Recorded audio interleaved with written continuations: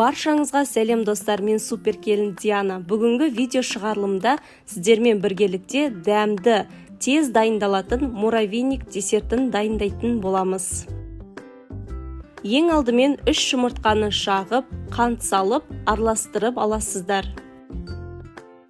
Бөлме температурасындағы сүт, ерітілген сары майды құйып араластырамыз. Онды саласыздар, 1 чайный ложка соданы салып, жұмсақ етіп қамыр илеп аламыз.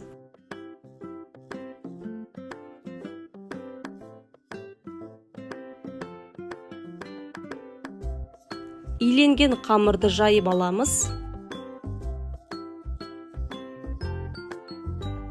4 бөлікке бөліп аласыздар да тоңазытқышқа 2-3 сағатқа қоямыз.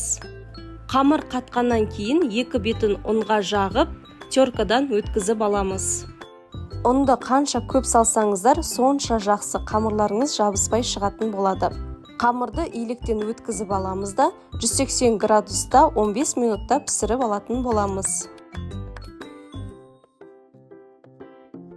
Табаққа сары май, вареный молоко, балды салып, май ергенше қайнатып аламыз.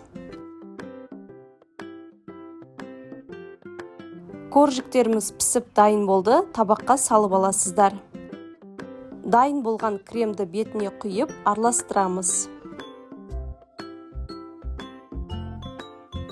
Үйіңізде кішкентай стакан болса, ең алдымен сулап, кейін барып коржиктерді тығыздап саласыздар. Дәл осындай әдемі формада дайын болады. Бетіне ерітілген шоколадты жақтым. Енді дастарханға ұсынсаңыздар болғаны, сіздер де міндетті түрде дайындап көріңіздер. Дәмі өте керемет болады. Видео ұнаса лайк басып, парақшаға тіркеліп қойыңыздар.